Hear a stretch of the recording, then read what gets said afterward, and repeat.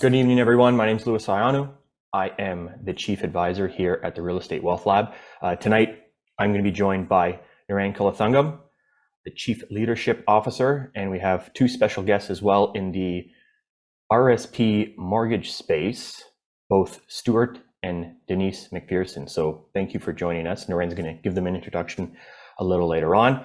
And our agenda tonight, we are going to be exploring different methods to gain an upper hand or advantage rather in the housing market these days. And we're going to be exploring some things both in our local market in Ontario, Canada, and I'm going to be sharing a few things on the international side, mostly geared towards the US market, but I'm going to share a couple of indicators that can also apply to more exotic international locations outside of North America. So we're going to be discussing a few of those things and tying in some RSP investing in there as well.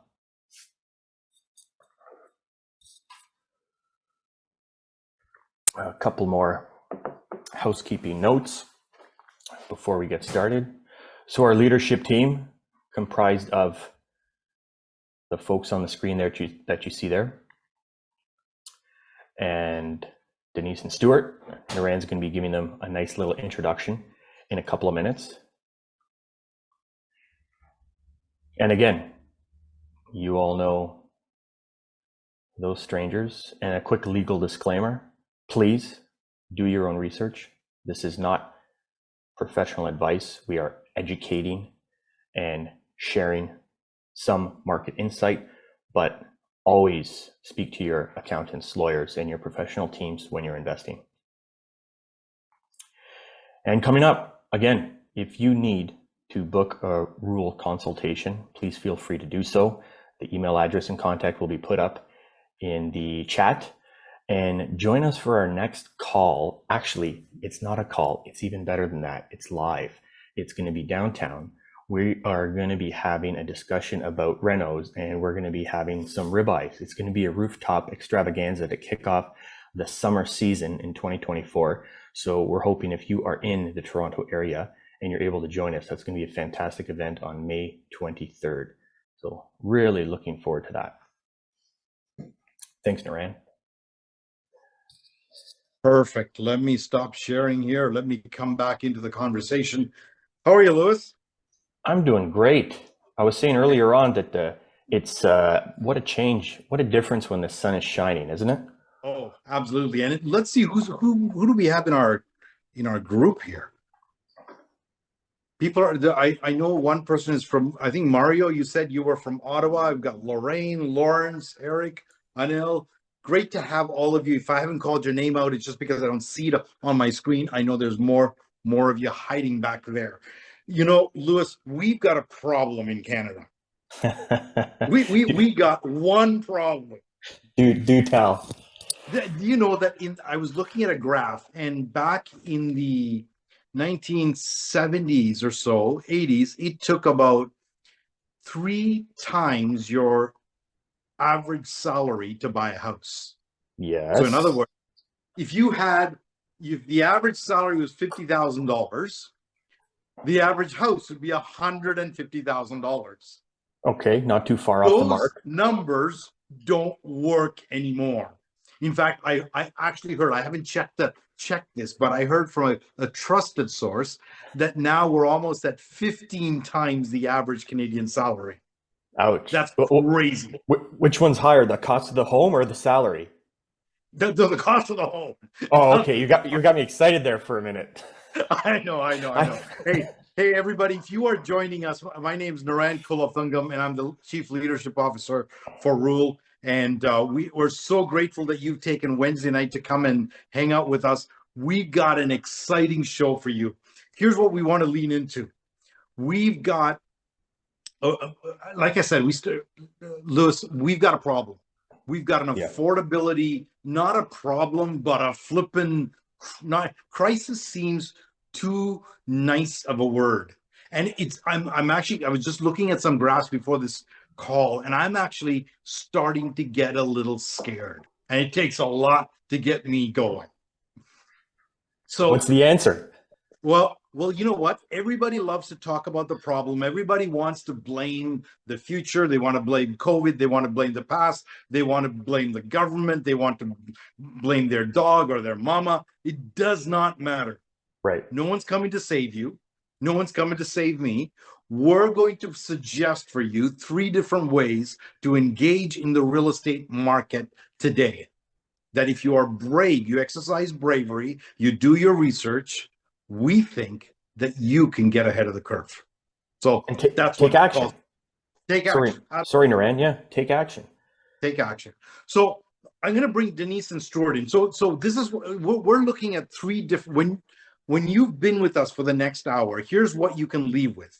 You will leave with an idea of how you can invest your RRSPs into real estate in some form or fashion that's going to help you make more money than the banks. At least that's been my experience. Okay, no guarantees here. Remember the disclaimer, but that has been my experience. Secondly, you're going to leave from here going, man, I've had it with Canada. I want to invest, I want to place some of my money into another country. Well, Lewis is going to be taking you down that road. And then there's going to be some of you here going, I want to invest in a property. I want it to be local, or I'm trying to buy my first property or just my first rental property, and I can't make enough money to do this. How do we do this? At a very high level, I'm going to talk about a couple hacks that you can do to enter the market today. At the end of our call, it's really important, we're going to have a quick poll where you're going to have to vote on which one you want to hear the most about in the next 3 months. And our commitment will be that whatever comes up on those on the top 3, we're going to produce that for you in some form or fashion. Okay, so Denise and Stuart, welcome. I know that you guys are the how long have I known you, Denise? Stuart? Since 2010. 2000, that's a long time. Older than some of our children and grandchildren. Exactly. 2010. And I think we all met in the REIN world. That's right. Right. But Denise Stuart, you have won awards within the REIN circle. You've won awards outside. I know that both of you have served a number of times on the board for OREA, which stands Oreo. for Oreo. Oreo. What does that stand for? Ottawa Real Estate. Yeah, the Ottawa Real Estate Investors Organization. Yes. And you have over 25 years each in management and financial alchemy. How's that? All kinds of experience. Oh, awesome. So we're going to turn the stage right over to you, because word on the street is that you can use RRSPs to actually get better returns what you would normally get most of the time. And you can use RSPs to leverage, either to lend or borrow, where it's connected to real estate. So I want you to take us down this garden path and tell us how this is possible. Well, it's not a garden path, but we'll be glad to take you down. And what I'm going to do is we are speaking with a PowerPoint presentation on the side. And so I'm going to share my screen right now. Can we move that? There, we've got it up.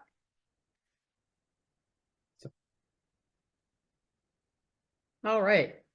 So we're here to explore basically a very powerful investment or a combination really of that many Canadians actually don't even know about. As investors, you may know about it, but there's going to be tweaks and things like that you may not be aware. And again, so many people are not aware of what we're about to share with you tonight. So one of the things is that RSPs have been around for over 60 years. And many people are familiar with the fact that you can invest RSPs in stocks, bonds, mutual funds. But a lesser known fact is that RSPs can also be strategically used to invest in real estate. And that can significantly enhance the growth of your retirement. The big thing is, when we speak of RSPs tonight, we actually want to make it known that we're talking about all registered funds. It's just a whole lot easier to say RRSP than talk about TFSA and all the rest of that. So, like most people, Mhm. when Denise and I Right. started planning our retirement, we were investing in mutual funds recommended by our banks. And we didn't realize that these funds often Yeah. carried high management expense ratios, also known as MERs. And they were averaging over 2.5% a year. Now, this meant that sometimes we saw negative returns after fees. Even if the banks made a profit, we didn't. And 2.5 doesn't sound like a whole lot, but when you compound it over many years, you're probably losing half of your money in fees alone, which is unbelievable. So we discovered that the banks don't want you to know about alternative ways of investing your RSPs. And the reason why, they don't make any money if you don't buy their mutual funds. So we discovered that you can invest your RSPs in mortgages. Now, the revelation really came when we discovered the potential of using RSPs directly in real estate.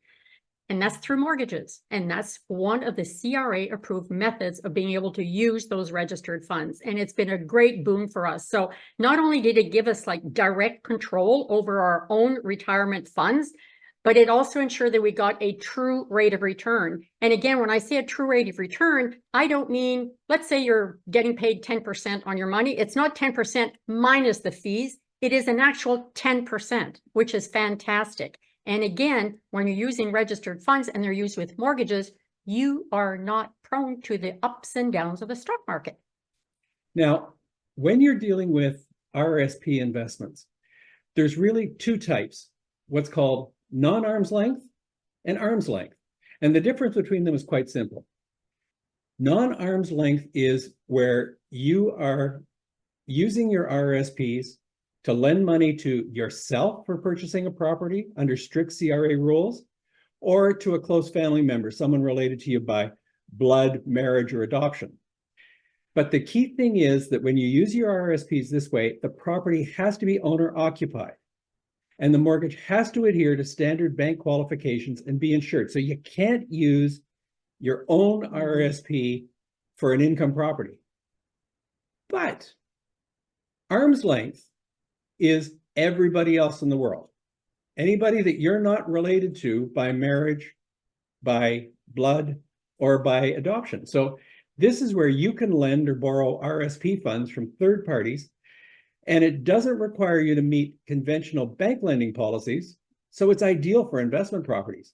I mean, it provides flexibility in negotiating terms, interest rates, and things that are not possible with traditional bank mortgages.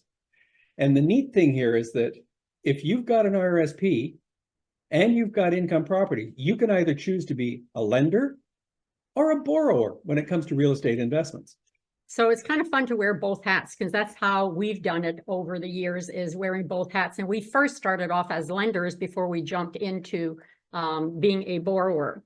But there are many rules that exist around investing your RSPs.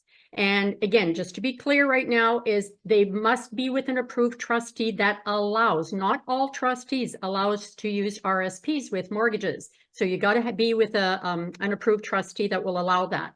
Again, as Stuart just mentioned, it has to be arm's length, especially when you're talking about investment properties. It must be arm's length. The other thing is, again, I mentioned earlier that it must be a CRA approved way of investing, and definitely mortgages fit that criteria under the CRA. Now, one of the big things we say, there's a few rules that you shouldn't be doing. One of them is, it's not allowed, is no swapping. So it's not like, hey, Stuart, let's assume he's my neighbor. Hey, Stuart, I don't know, I've got 80K in my RSP. How about if I borrow yours and then I'll lend you mine? So that's called swapping. Yeah. And CRA takes a very dim view of that.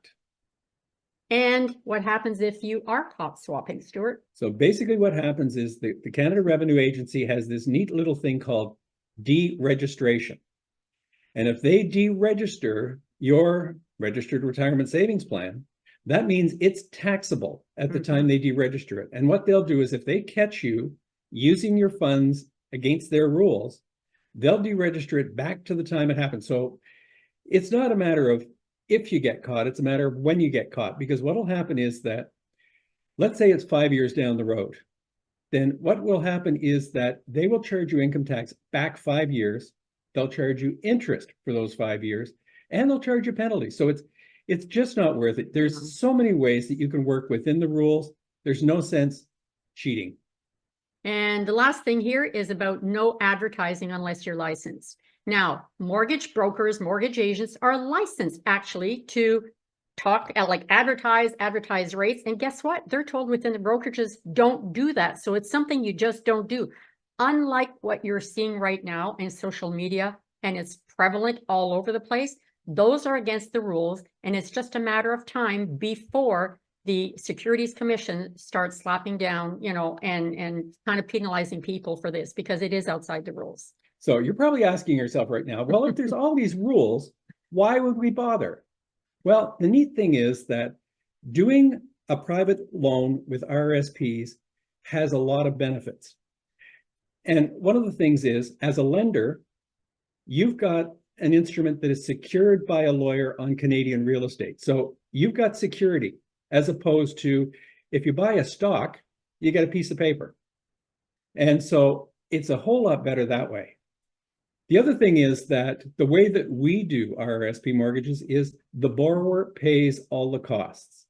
So as Denise said earlier, you get a true rate of return. There's no management fees. The other thing is that the interest rate is negotiable. Now that's a value for both the lender and the borrower, because you're not stuck with some guy in the ivory tower deciding what the interest rate is going to be on your loan. You can actually negotiate between the borrower and the lender and come up to an acceptable amount that you can both go. And the other neat thing here is that repayment terms are negotiable. We all know the fact that when you've got an investment property, especially if you're doing something and you don't have a tenant in there, you've got no income. You can actually negotiate terms where you can balloon the interest payments to the end of the term.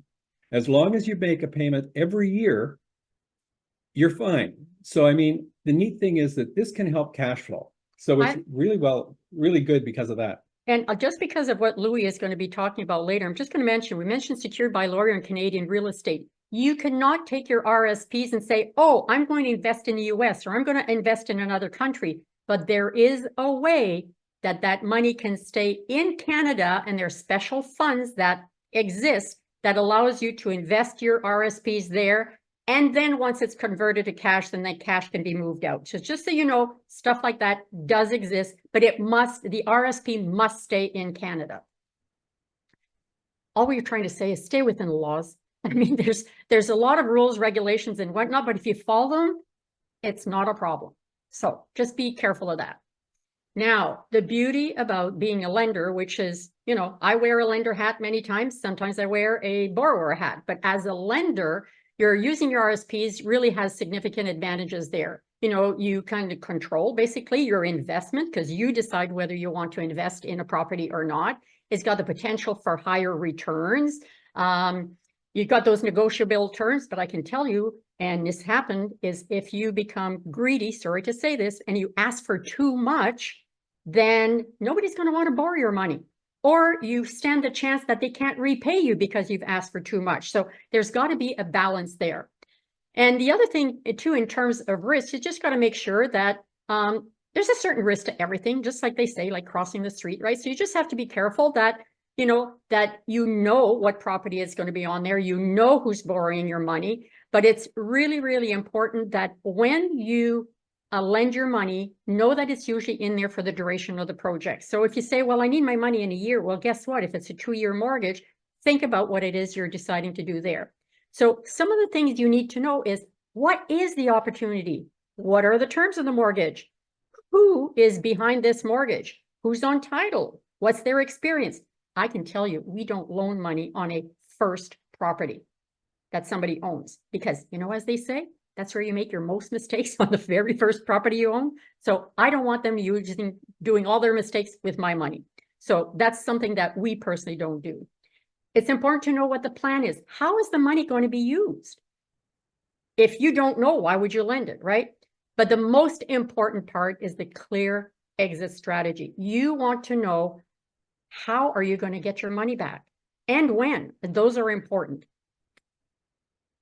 Now, we have done this. This is a property. The one on the left is a half of a duplex. We, as a borrower, lent money on this property, and the investors took that money and went and did the renovations on this other property, which is a 9-plex. So that is one that we were involved in. So you can easily do a second mortgage.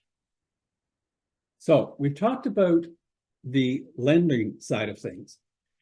The question is, why would a borrower want to borrow this money? Well, the neat thing is that it enables access to funds that might not be available through traditional financing routes. I mean, some of the projects that we go through as investors, basically, traditional financing banks don't like to fund them. So the nice thing is that using a private loan gives you access to the funds, and using RSP gives you access to funds that might not be available in cash. The big thing is that you've got to remember the obligation you have to protect that money that you borrow and make sure that you repay it. You've got to repay it to avoid penalties and also to protect your reputation. But you know what? Remember what the lenders are asking? Borrowers, you need to provide that. You need to give all that information to people, right? So we've used RSP mortgages in order to fund flips. So this was a flip we did. If you look at the left, you can see this was a real mess. And we ended up fixing it up and doing a really nice job. We've also done buy, rent, renovate, and refinance. So we bought the property in the top through an estate sale and fixed it up nice, made a secondary suite. And there it is on the right. Yeah. This one here, I love. That's our latest project that we're working on. So where we have the house at the top is what it looked like. We literally gave the house away is what we did. And somebody came and picked it up with a flatbed and just moved it over to another property outside of town. They had the foundation built and dropped it on the foundation. And you probably see they had to cut the roof off. Otherwise, it wouldn't go under the wires of the street. It was quite something. I've got lots of videos that I took from when that happened. So this is an aerial shot where there is a hole in the ground. And right now, that hole in the ground is going to become, and I put this just more or less because it was a fun thing. This is a post that I did yesterday on Instagram and Facebook. And basically, this is going to be a semi-detached with 3 units on each side. So right now we've had the permit in, its permits come back. There's a few little things that the architect is working on right now at just completing. And we're literally at the final stages of this one. So the bottom line is, whether you decide to become a lender or borrower, the strategy offers a compelling alternative to traditional investment avenues. So for lenders, it provides a great opportunity to achieve higher returns and more control over your investment choices, with or without the up and down of the stock market. And basically, as borrowers, this strategy works 100% of the time when you do it right.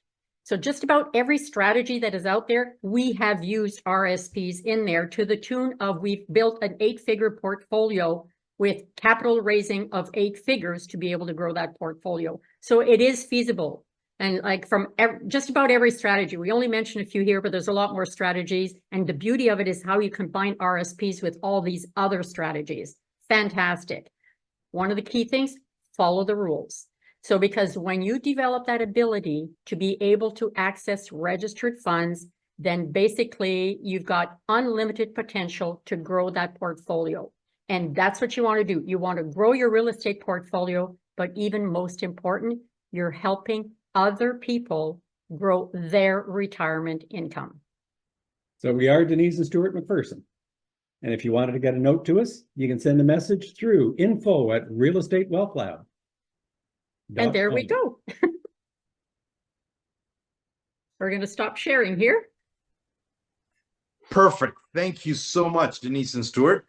I know that that was really informative. So just if you have questions for Denise and Stuart, hold on to your questions.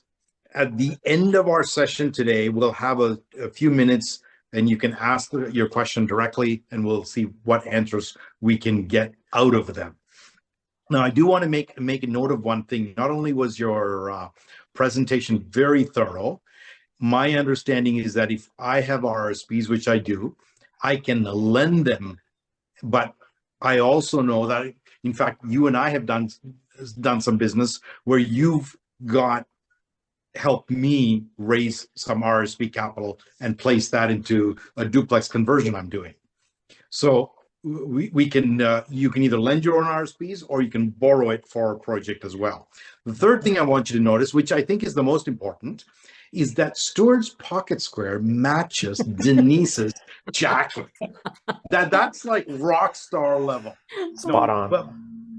But seriously, the two of you are really, really well known in this space. I know you're friends of REWL, and we will be working with you in the future of helping people really thoroughly understanding detail how to either raise capital or place capital. Absolutely. Right? Yeah. Thanks so much. All right, hang in there. We'll come back to you after Lewis and I are done. If you are enjoying this conversation in the chat, why don't you put some love in there for Denise and Stuart so they feel this is their first time here. I know they present a lot, right? But this is the first time in our room. So put some love in it. Say thank you. Lewis. Yes. Where are you going to take us now? We are going...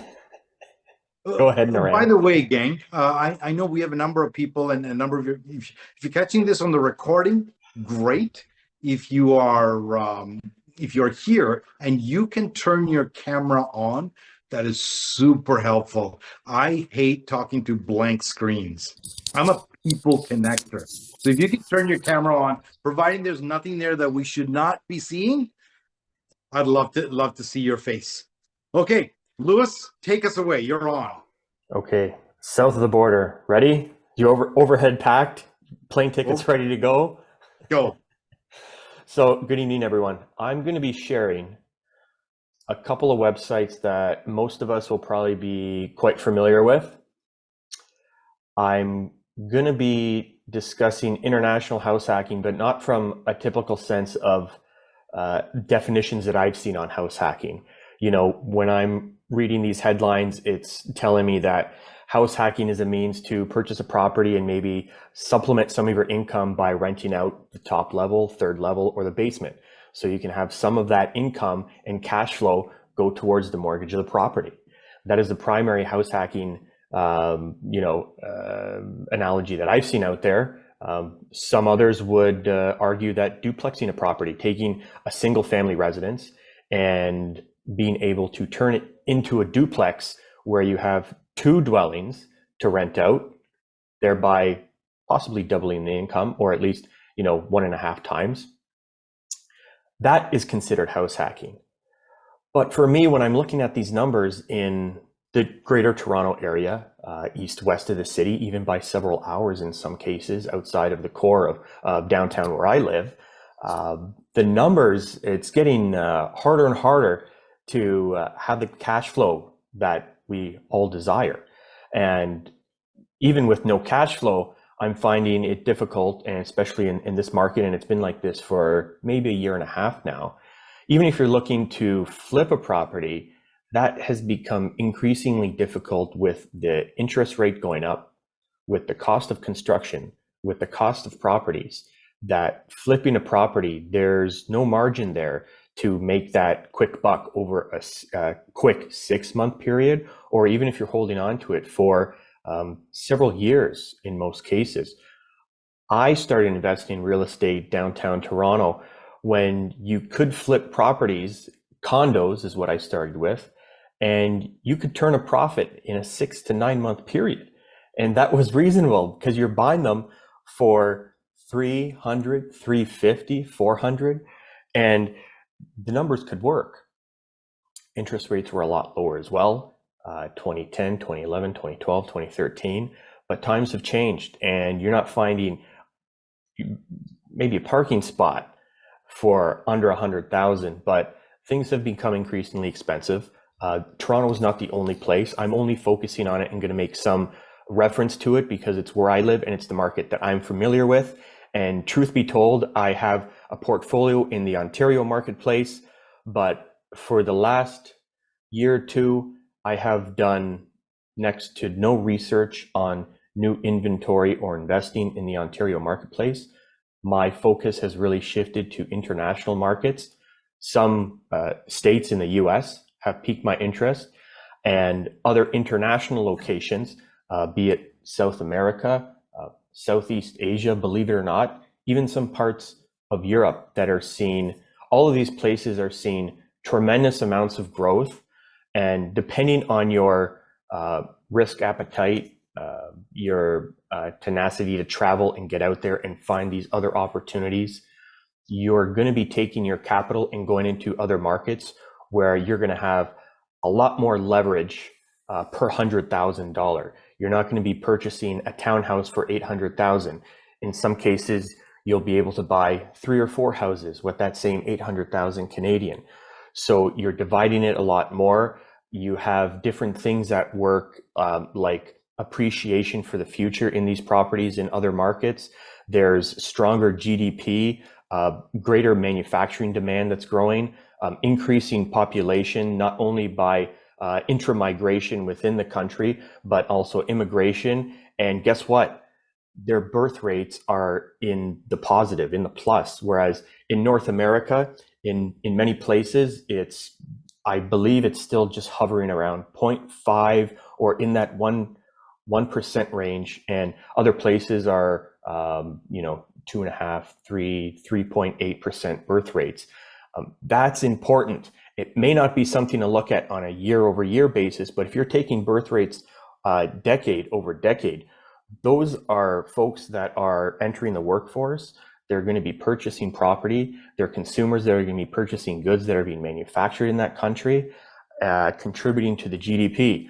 So everything outside of the property will affect the property's value. And if you're looking in these markets that are a part of a collection of 3 continents that I've identified that are on a fantastic trajectory for the next 50 to 100 years because of some major factors that have been going on.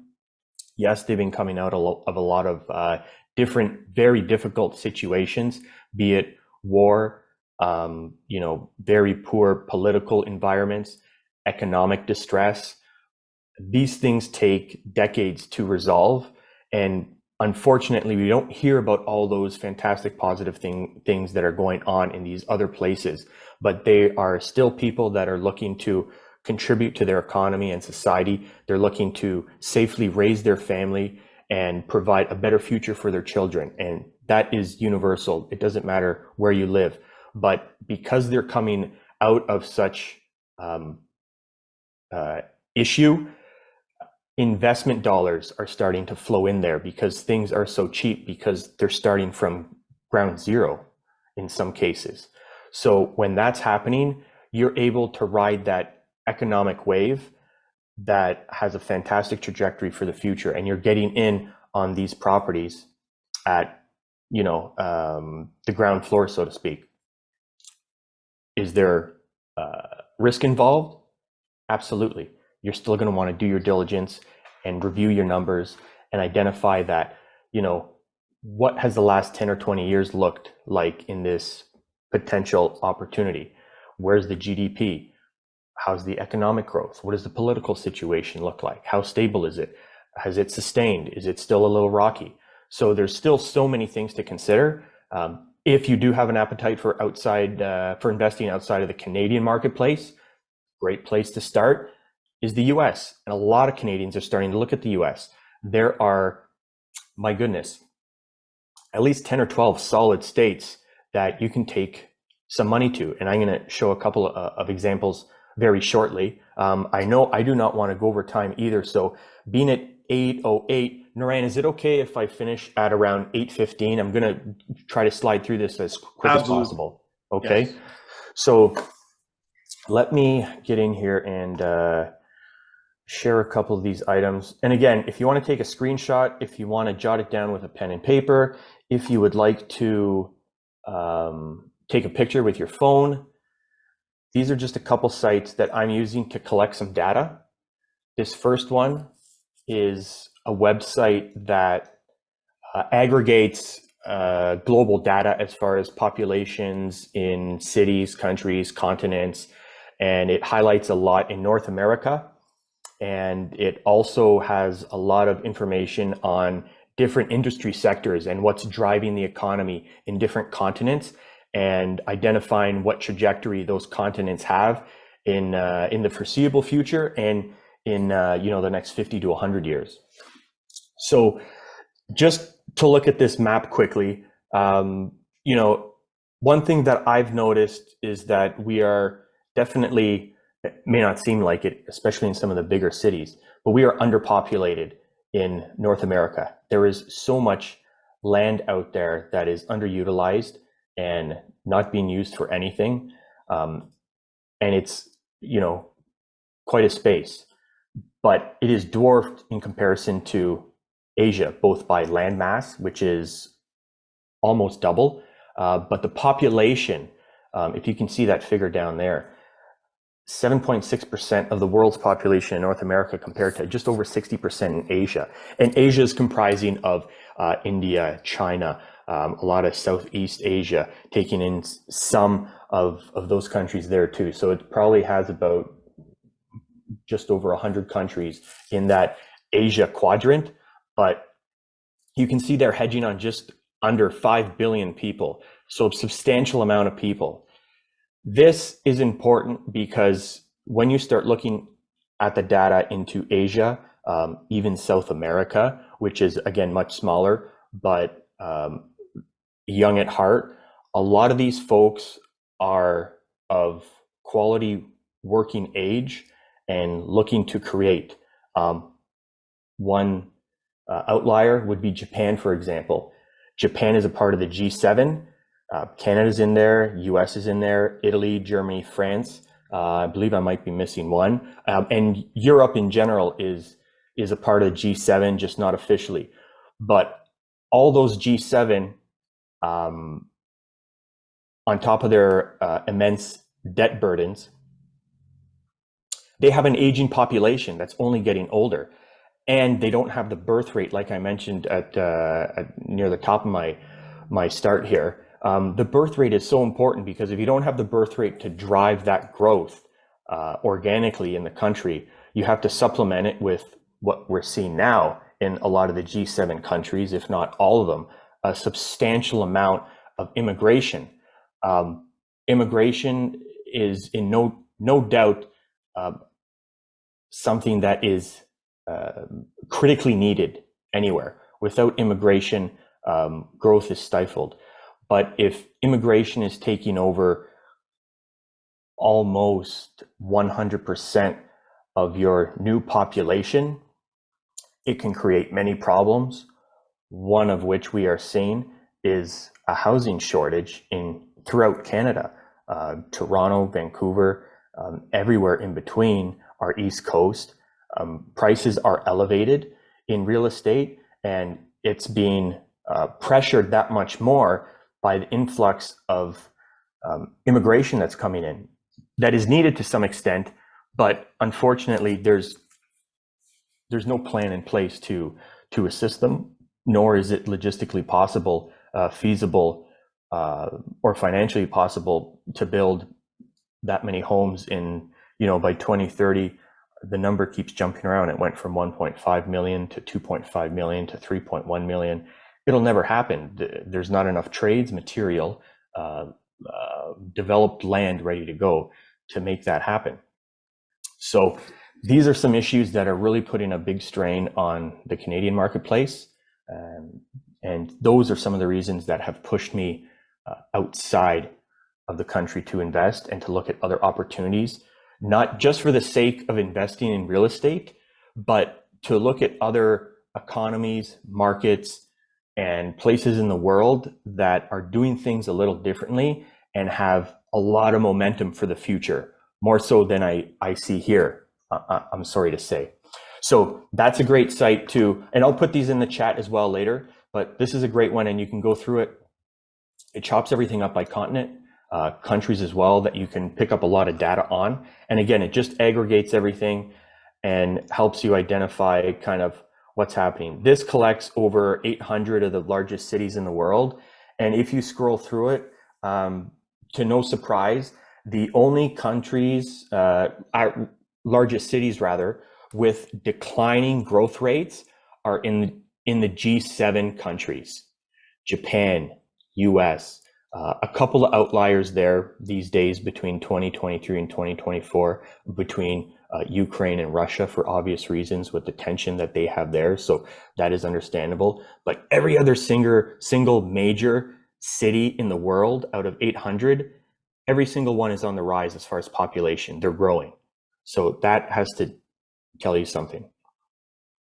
All right, and then if you keep scrolling through here, it'll get into a little more dynamics in the US with more information, cities, and then the last one here is topics, which goes through either by state in the US or it'll go through by country, and you'll be able to find some relevant data on different sectors and socioeconomic activity and what's going on there and what things are looking like. So this is something that I refer to quite often for some updates and different things like that.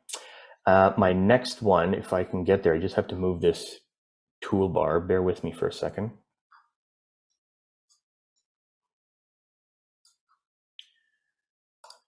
Again, just discuss the G7 quickly. I'm going to skip this because I don't want to take up too much more time, but do a simple search and comparison. I'm on realtor.ca, and in another window, I have Zillow open. I could not find a home for sale in Toronto, 3-bedroom, 2-bathroom, detached house for under 410,000 Canadian. That's equivalent to approximately 300,000 USD. That's an important number for me because that's the price I purchased my first home at. It was a condo, it wasn't a detached home. But getting into the market, whether you're a seasoned investor or a beginner, being able to leverage your capital that much more with buying a property in an up-and-coming area or a major metropolis somewhere in the States, you don't have to go all the way down south. You can drive 5 hours south of the border into Indiana, St. Louis in Missouri, Ohio. There are so many areas that you can look into where there are homes, people are buying them, they're transacting. You may not have the same appreciation over time, but there are people there that need to rent that aren't in a position to afford homes in a 200,000, 300,000, 400,000 range. And they're looking for good landlords and housing providers to provide them with that. All right. And the last one I have here is another good website by BSG. It's a consulting group, and it just speaks to the migration of manufacturing out of this country. This is an important point because what taxation and the carbon tax has done to North America is putting a significant strain on all of us and all of the goods and products that we purchase as consumers. Those costs are being passed on, but they're so significant that a lot of the manufacturing is being pushed out into other areas like South America, Central America, parts of Europe, and more specifically Southeast Asia, which again has an extremely populated population ready to work and produce, very low and cheap utilities in all these places, very cheap land, and the cost to complete production of goods is substantially lower. So all of these drivers I find very important in identifying where I'm going and where I'm going to be placing my capital. I hope you found this informative. Please, if you would like to reach out and learn a little bit more about investing outside of Canada, I would love to chat with you. And like Naran said, we're going to have that poll at the end of the call. I think I'm going to come out number one. I don't know. I don't want to sound too cocky, Naran, but I think this is a hot button topic for a lot of people. I think folks are looking to invest in other places where their dollar can go further, where they see other opportunity, maybe relocating to a place that they've, have immigrated from previously that might be on the up and up, because there's spots like that too. So without further ado, I'll end my presentation there. Let me stop my share screen. Good, we still have some people on the call, so I didn't scare anybody away, which is good. I know it was very quick. I have a lot more to share, but in just to respect everyone's time here and to get Naran on, I'm going to end it there. So there you have it. Well, Louis, that was epic. Thank you very much. I know that you are within the REWL family. You're the go-to guy in all things overseas. I see. I use the word overseas, and I noticed something. See, I'm from Sri Lanka, which is an island. So anything foreign is overseas. So we always say overseas for anything that's not Sri Lankan. But here, if I say overseas, it's not like US is, it's not over an ocean, right? Right. It's not across the pond. Anyway, thank you very much. Very, very informative. And I'm really, really looking forward to, under your push and pull, to really delve into how can we invest in the US and in other places in the world. Yes. You know, it's funny when 10 years ago, 10 years ago, 12 years ago, when I looked at real estate, I was like, why would you invest anywhere but Canada? Absolutely. Now I'm going, I need to invest in Canada, but I need to invest outside of Canada as well. It's becoming a way for me to diversify. And Naran, you hit the nail on the head. And just quickly, after the housing crisis in '08 that really shocked the US and affected a lot of global markets around the world, homes became a commodity after that. And you hear all this talk about a lot of large institutional investors buying up tracts of single family homes. That started it was really proliferated in '08. And That's right.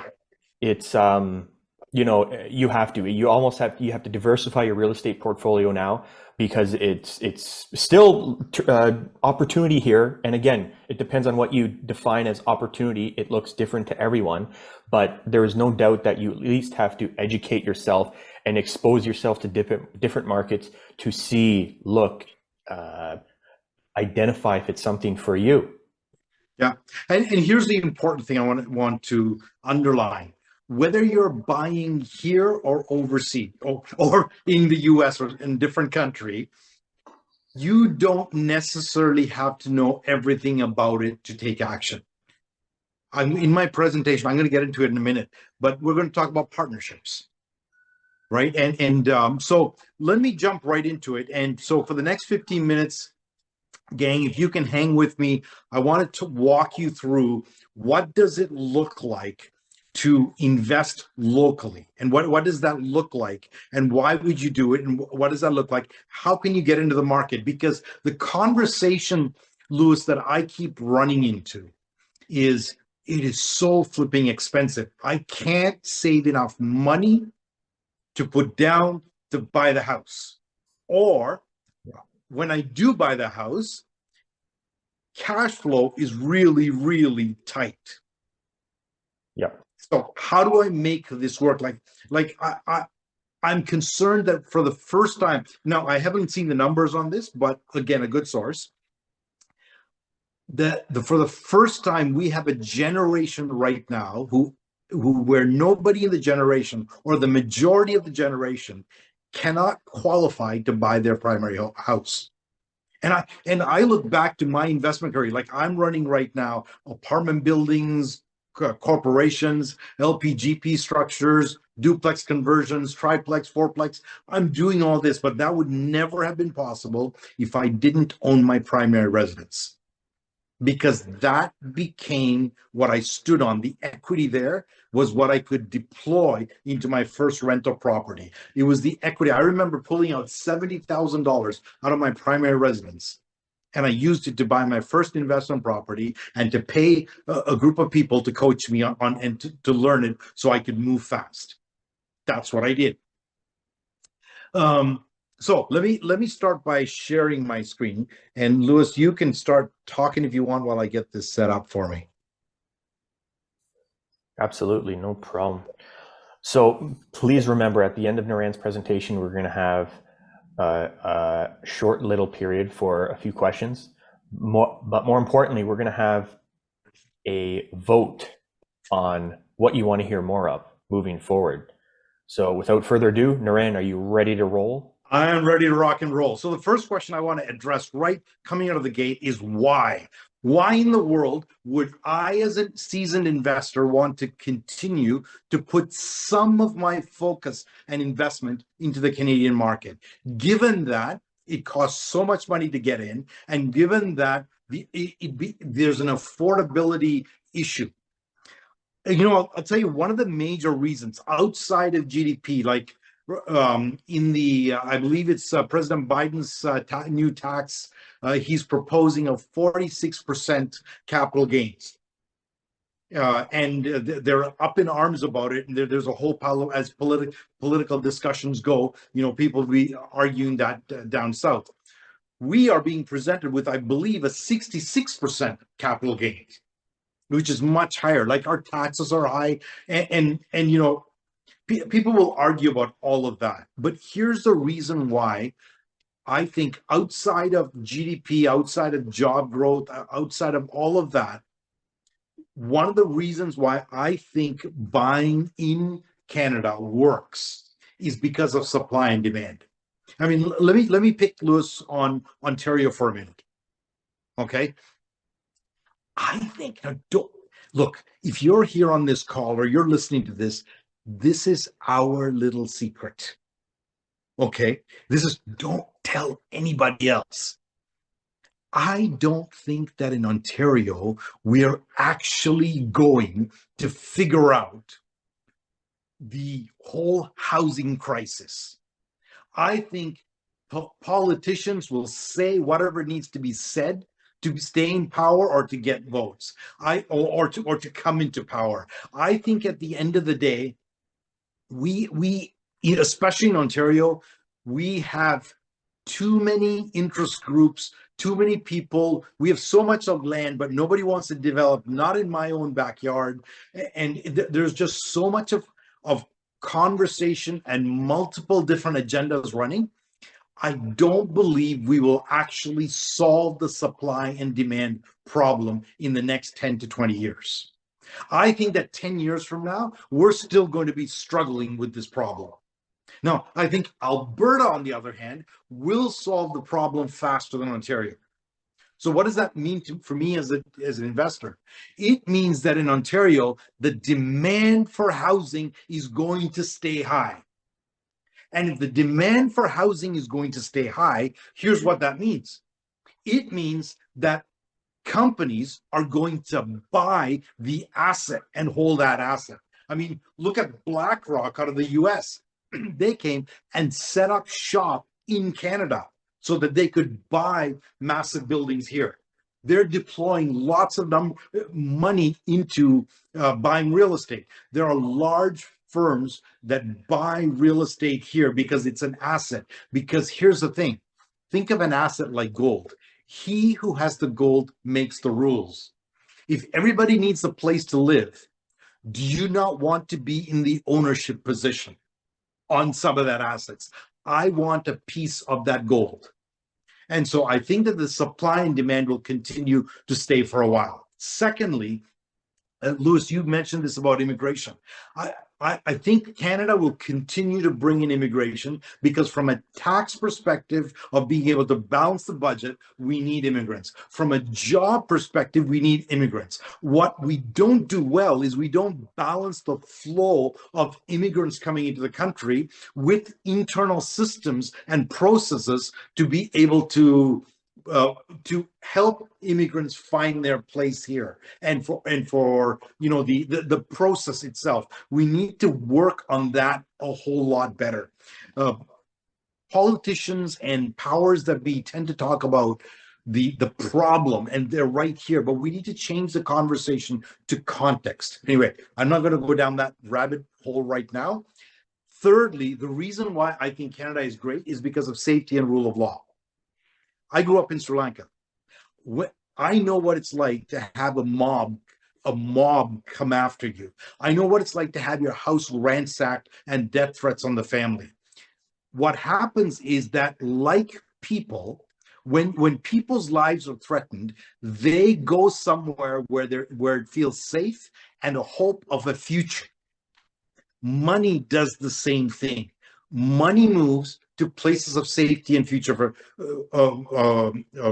possibility. Now, the problem we have in Canada is obviously it's cash flow tight, but if there's limited supply, it means that, okay, let me back up for a second. There are three different areas that the wealthy look at. One is cash flow, two is appreciation, and three is wealth preservation. All those things are important. I know that if I went to Ohio, to the US, I know that my properties are going to cash flow more. But I remember talking to a wealth manager out in Ohio 5 years ago, and he was like, man, we have rental properties. I myself have rental properties, but I make a few $100 every month on it, but I don't get the crazy appreciation you guys get. So I think from an appreciation perspective, and more importantly, from a wealth preservation perspective, mind it, providing that the government does not tax all the wealth away. I think from a wealth and capital preservation perspective, I think it's a great place to invest. So here's the problem that we've got very quickly. You know it, I know it. We have a down payment problem and a cash flow problem. Here's one way you can get in. So I want to start with dealing with the down payment problem. Let's say you are 25, 30 years old, you have a good job, but you're living in your mom's basement, and you really want to buy your own house. You just can't save enough. Partnership is the fastest way to move. And there's three different buckets of partnerships I want to look at. There's a lot more, and these three are not neat and clean and tidy, but I've just created three buckets. One is the parent partnership. This is where your mama, your dada, your uncle become your partner. The second is where you have small groups, where it can be 2 people, 3 people, 4 people, 15 people. But this is what we would call where you set up, you buy a house together, and you have what's called a co-venture, a joint venture agreement. Sometimes, like I have properties that are owned in a corporation, and we have different shareholders in the corporation. The next bucket is called an LPGP, limited partner, general partner, or the beefed up. That's like a baby fund, and that gives rise to the fund model, where you're putting money into real estate. So if you want to break into the real estate world, you can have partnership with a family member, you can have a small group, or you can put your money into a fund of some sort. As you increase the level of complexity. What I mean by that is if you go like the LPGP structure or fund will give you, usually what I find, the lowest level of control over the asset, but the safest route, because the people managing that tend to be highly good at what they do. Okay, so let me talk about parent fund for partnership for a minute. This is something that we immigrants do really, really, really well. Families will move in together, and 2 or 3 families will move in together, buy their first house 4 years after they come to Canada. And they'll live there, and after a little while, then they'll go out and separate out and buy different homes. If you are living in the basement of your parents' house and you are making half-decent income, stay there. You're not paying rent, or maybe you're contributing a small portion, but stay there. Go buy an investment property by yourself or with partners, and let that property appreciate over the next few years, so that when you are ready to move out and buy, you've already got a nest egg built that will help you with your down payment. If you don't, in Canada, you're not going to be able to save your way there. Secondly, you can borrow or gift. You can get money from your parents. Like, for example, when we bought our first property, right? When we bought our first property, we could not afford our primary residence. My mother-in-law actually gifted us some capital, and that's what allowed us to get into the market. Secondly, I want to talk about small groups a little bit. Think of the people that you hang out with that are like you. Years ago, long time ago, I played. I saw this movie I love called The Blues Brothers. Lewis, have you seen Blues Brothers? Okay, and there's a line in it where they walk out and they go, "We're putting the band back together." If you look behind, I don't know if you can see this way back here or not, but this, this is actually my guitar. Now, this is a fancy guitar. It's a Les Paul Gibson. But here's what I know about the Les Paul Gibson. It's a great guitar. It makes me look like I can play the blues, but I'm not that good at it. It's time to put the band back together. So who did you go to school with? Who is your friends that you hang out with? And all of you consistently have this conversation. Oh, it's so hard to get into the real estate market. Get that group together and go do something together instead of waiting to win the lottery. Because if you share a rental property, 25% of something is always greater than 100% of something, of nothing at all. Secondly, I want to talk about cash flow solutions. So you buy a rental property, it's hard to cash flow it. One, Lewis, you mentioned this earlier. It's a common way of doing it, but very few people do it. Add a sweet mix. Right now, I've got a property where I looked at it and I thought, we're not going to be able to cash flow this baby. What am I doing? We're putting in a secondary unit, a basement unit. It's going to double the rent on that unit. And it's going to allow that property to cash flow. You can also add tenants. And I think this is where I think you're going to see more and more of this, where you have a common space, more like, remember the rooming houses? Like I bought rooming houses and the tenant profile tends to be 60-year-old men who have gone through 3 divorces. They like to smoke their weed, smoke their cigarettes, and they kind of live. It's like it's really dirty. Well, I think that rooming houses are now changing, where you're going to see really nice rooming houses with rooms and a shared common living space. Think about a nice student rental where you have 5 students sharing a common living space, but instead of staying that in university, you're going to be doing that into your first few years of life after university.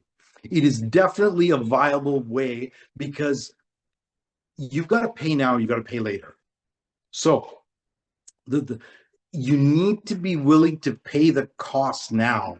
You've got to be willing not to drive the fanciest car possible, so that you can actually put your money into an asset right now that's going to set you up for the future. Adding other sources of income, and because of time, I'm not going to get into the rest of it. There are challenges to doing all of this. There's an accounting and legal challenge. Do not scrimp on accounting and legal, especially if you're going into partnerships.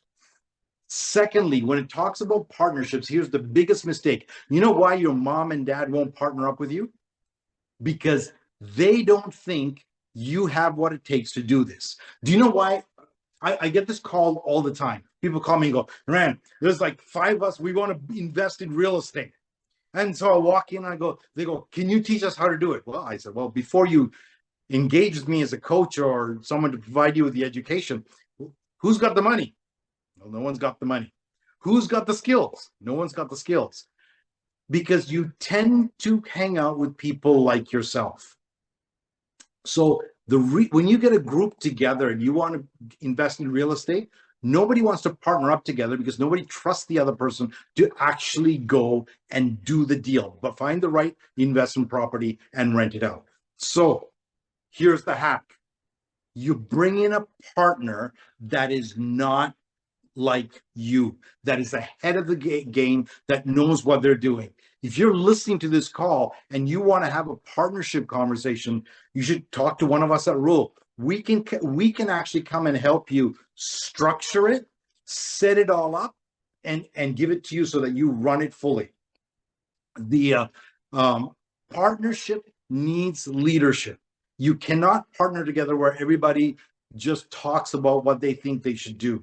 Leadership, I have seen so many failures, and it all boils down to a leadership failure. You need leadership when you're renovating, you need leadership for money management, and most importantly, you need leadership for people management. When I look at renovations, I mean, I see this all the time. People get hosed on their reno, or they do really terrible renos because they don't have the experience and they don't have the acumen to provide the leadership necessary for renovating. Okay, I am going to come out of this. I will stop right there. And I'm going to pause. Wow, we've actually gotten more people in our room now. So here's what I like to close off by saying. Today, this evening, you've heard about 3 different ways that you can get into real estate if you're struggling to get into it. The biggest mistake you can do is to wait another year before you get in. I hear this all the time. We're going to buy when the market's down. People, the market is down right now, and I don't see the buyers. My realtor friends all tell me deals aren't closing. There's not enough buyers. So you got 3 options here. 1, you can deploy your RRSP into real estate. That's one way you can actively invest in real estate. 2, you can look at deploying your real estate if you don't have enough capital to buy here, or you want to diversify, you want to buy in the States, you can actually go and buy a rental property and manage it from here by hiring the right people. And if you need more help with that, we've got you covered on that. 3, you want to buy here in Canada, but to do that, you're going to have to add value. You're going to have to sever the piece of property, or you're going to have to add a unit or 2 units or 3 units. You're going to have to renovate it properly in a way that's going to get you the right type of rent to make that baby work. So there's 3 different things. I would like, Louis, before I would, unless you have something you want to interject here, any question, anything you want to interject? No, let's move right now to the poll.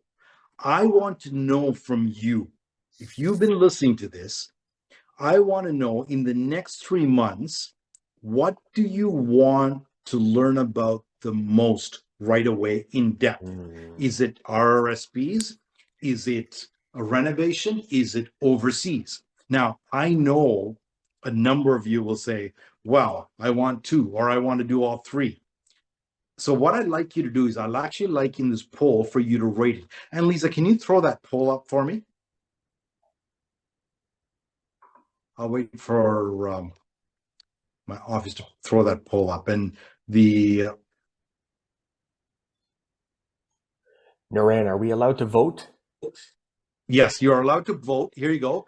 I'd like you to vote 1, 2, and 3. 1 being the most important. So you get to choose all 3, but you have to choose what you have to prioritize. What's the one that you want to learn about the most? So everybody's going to go 1, 2, and 3, and we're going to get votes for 1, 2, and 3. So if you could quickly just vote. Got a few more coming in.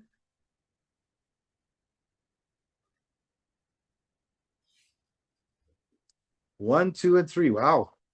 All right. I'm going to shut this poll down in about 30 seconds. While people are voting, Louis. Yes. You know, I am really, if the biggest bottleneck for me is time. because I want to continue to invest here. There's deals out here that we can find.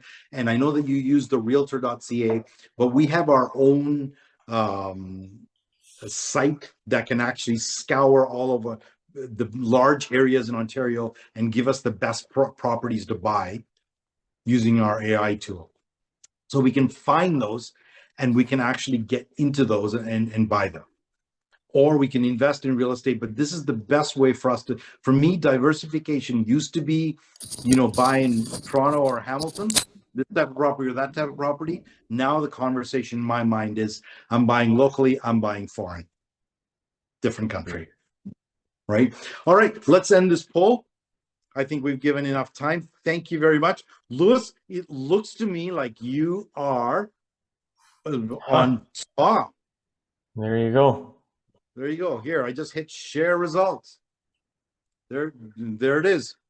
So 12 out of 14 people 86% want to know about investing in real estate in the US. Deploying RSP money, 50% and 40% planning and managing a renovation to add value in a Canadian property. Interesting. There you go. Okay. All right. Let's okay, Denise and Stuart, let's bring you back in. And ladies and gentlemen, I know that we are a few minutes over time, so my apologies. We packed a lot into this call, but I want to, is there any questions from those of you who are listening, not about something else, but about what we have spoken about today? Well, look at the camera up there.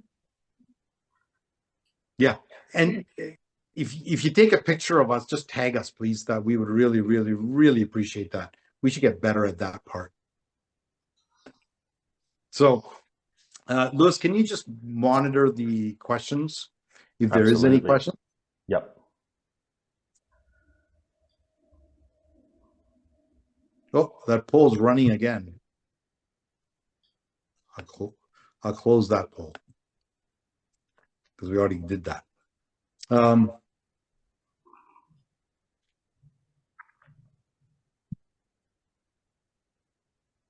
Yes, that's correct, Mario. The color is off. There we go.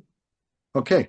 Vacant unit tax, defined partnership. So a JV agreement does not constitute a partnership. Yes, no, Mario. Yes, a JV agreement does constitute a partnership.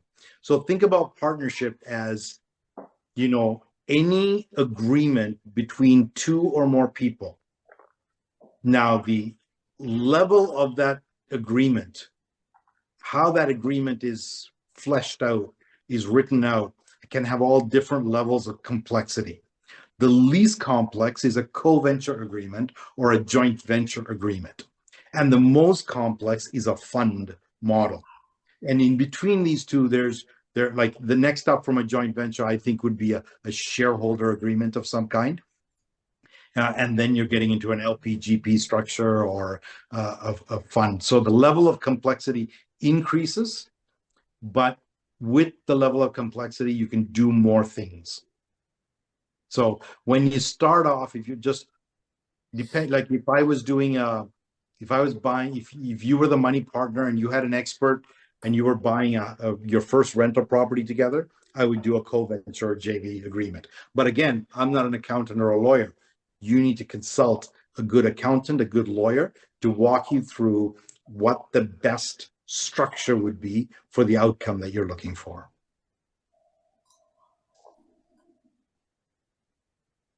Okay, nothing else right now. Nothing else right now. Okay. Denise, Stuart. So if people want to engage with you and learn more about RSPs, I know that I may be throwing you under the bus here. So Louis, listen for the bounce, but, or I may be pushing you before you're ready, but I believe you do have a course that you are vamping again because you've successfully taught it before. You will be bringing that back to the market, right? And when you do, you're going to be bringing that course to us to send out to our network.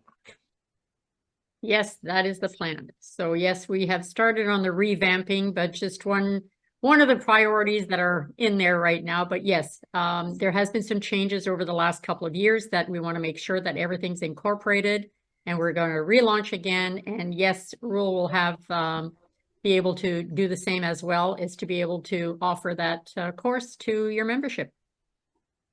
And basically, this course is how to act as a borrower and make sure that you're using RSPs, mortgages appropriately to expand your real estate portfolio. Now, the Excellent. one thing is, as part of that course, one of the things that we put together that we offer to our students is a short explanation of how to act as a lender. So if somebody was interested in that document, they can also write to us, and we'd be glad to share that document with them. Okay. Perfect. Thank you very, very much. Louis, how do people engage with us when they want to learn more about real estate investing overseas? Well, Lorraine, if you're asking me to give out my number, I'm definitely not doing that. But what they can do, people can definitely, and Elise, if you don't mind putting the REWL email address in there, this poll keeps popping up. Yeah, poll keeps So you can definitely email us at the Real Estate Wealth Lab.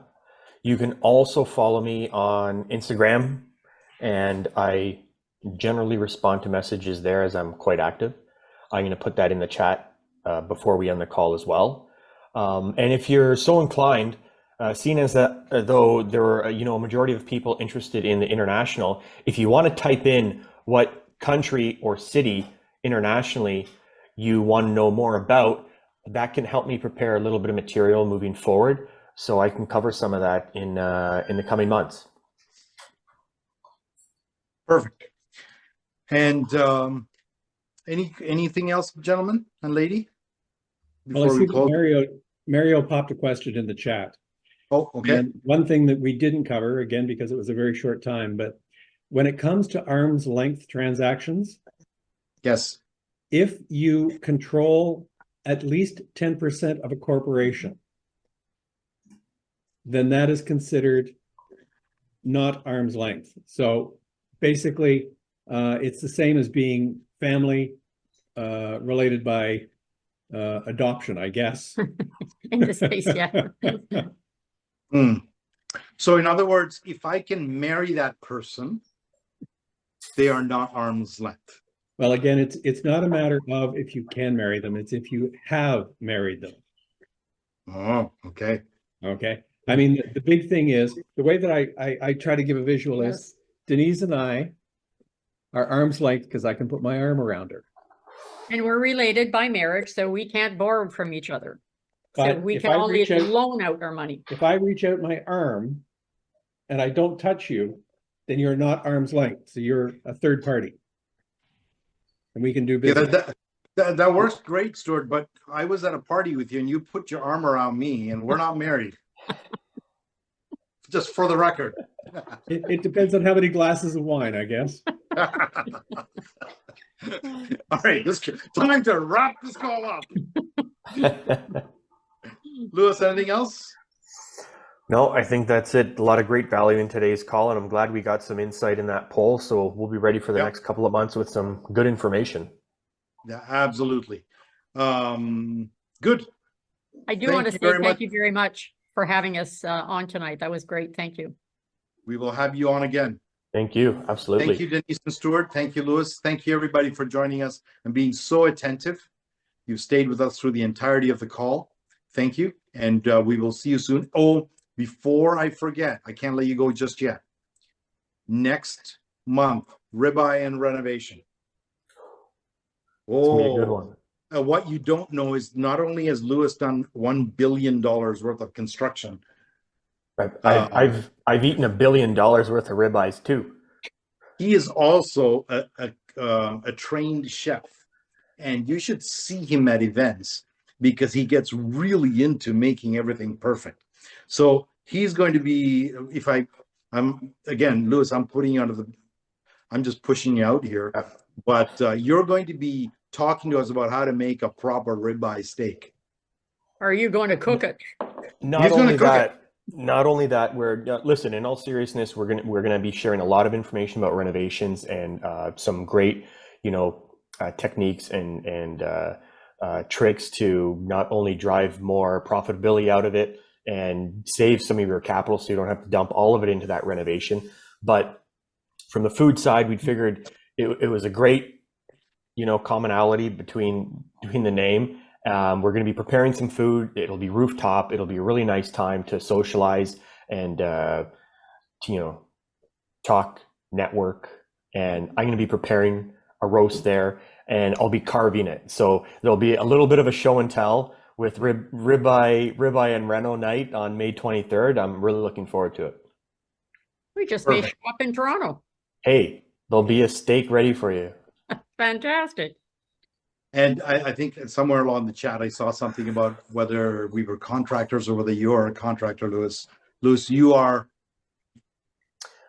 I am a contractor. These days, I specialize in a lot of commercial work, but I do have some substantial experience in the residential and multifamily high-rise sector as well.